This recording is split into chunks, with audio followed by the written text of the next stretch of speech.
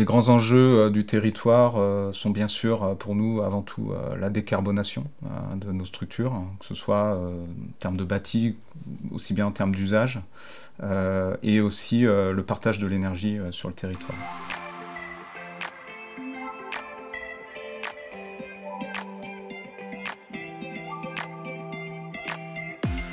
C'est un projet qui est issu du plan campus qui a été lancé par l'État, auquel toutes les universités de France ont répondu. Le plan campus sur l'université de Bordeaux a été découpé en plusieurs tranches, donc en 3 grosses tranches opérationnelles. Et puis en parallèle de ça, on est sur un montage qu'on appelle innovant sur Bordeaux, à contrario d'autres universités qui ont choisi de faire des PPP sous l'angle partenariat public-privé. On a choisi de le faire sous l'angle partenariat public-public. C'est-à-dire qu'on a créé une société qui s'appelle la SRIA. Nous sommes, Université Bordeaux-Montagne, actionnaires, mais il y a aussi la métropole, la Banque des Territoires, la région. Et donc c'est cette société qui a assuré la maîtrise d'ouvrage des opérations liées à l'opération campus. Alors l'ambition principale, c'était bien sûr de faire une rénovation énergétique du bâti et aussi bien sûr de rattraper le retard pris à la fois à la mise aux normes de nos bâtiments et aussi le retard pris dans le gros entretien renouvellement qu'on appelle dans notre jargon le GER. Donc c'est remplacer certains éléments du bâti qui arrivent en fin de vie. Si on prend l'angle rénovation énergétique, on a travaillé bien sûr sur le clos couvert. Donc on a remplacé toutes les menuiseries, on a remplacé tous les complexes d'étanchéité de toiture en mettant une isolation plus performante.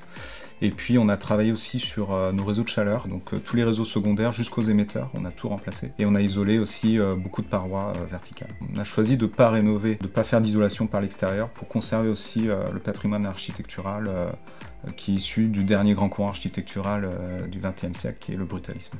Alors les travaux se sont déroulés en site occupé, c'est 20 phases de transfert qui ont rythmé nos vies à tous pendant ces 3 ans de chantier. Pour assurer tous ces transferts, on a construit dans le cadre du projet un village modulaire, de bâtiments modulaires, donc un village qui faisait à peu près 2500 m², qui était constitué de bureaux pour les personnels et aussi de salles de cours. Le financement de ce projet vient essentiellement du plan campus. En fait, c'est une somme qui est placée sur un compte qui génère des intérêts. Ces intérêts-là servent dans un premier temps à faire de l'investissement, et puis ensuite, c'est là où le modèle est assez vertueux, il sert à financer une partie du GER, gros entretien renouvellement, pendant 30 ans. Donc ces investissements-là s'accumulent, on arrive à faire une opération de travaux. Pour compléter tout ça, il y a aussi des emprunts qui ont été faits, à la Banque des Territoires et aussi à la Banque Européenne d'Investissement, qui nous ont permis d'accélérer, on va dire, l'investissement et la genèse des travaux. Alors je dirais qu'il y a 2 choses. C'est d'abord ne pas négliger les études préalables, pour bien cadrer le besoin, bien cadrer le budget, afin de bien cadrer le financement. Mais ne pas perdre trop de temps non plus. Dans ces phases d'études préalables, c'est un peu le piège qu'il peut y avoir. Ensuite, c'est aussi d'impliquer toute la communauté. Alors les destinataires du projet, c'est avant tout les étudiants, bien sûr. L'objectif, c'est vraiment qu'ils œuvrent dans un campus amélioré, agréable, en sécurité.